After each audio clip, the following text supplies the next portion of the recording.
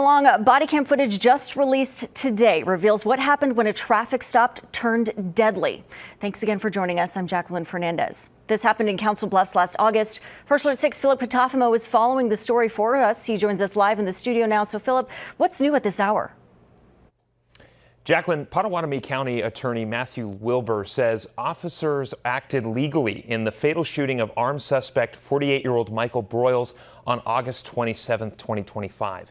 Now, what started as a traffic stop for a seatbelt violation quickly turned into a pursuit.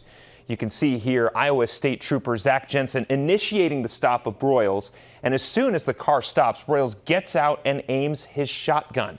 Trooper Jensen hid behind his cruiser and immediately began yelling to drop the gun. About a minute later, Broyles gets into his car and begins fleeing onto I-29 headed towards Council Bluffs. Now, eventually, Broyles took the 16th Street exit and stopped under the I-29 overpass.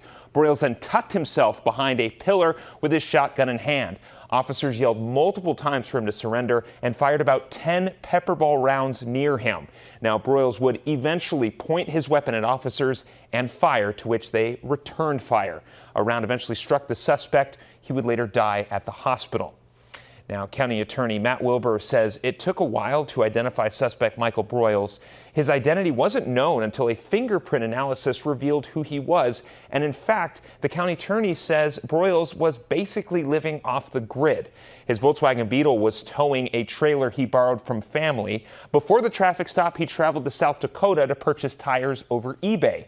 His car had an unregistered Missouri plate on the back of his car, and the license plate attached to the trailer actually belonged to a boat. Now, inside was a Connecticut license plate that had been removed. You see it there, right there on the floor. Documents that showed that eBay transaction and a little over $1,300 in cash was found as well. Now, Wilbur says Broyles didn't carry a phone or ID out of fear of being tracked. Broyles had previous run-ins with law enforcement in Alaska. He told family he would never go back to jail and wanted law enforcement to kill him. In the studio, I'm Philip Katafimo, First Alert 6. Back to you, Jacqueline. All right, Philip, thanks for breaking that down for us.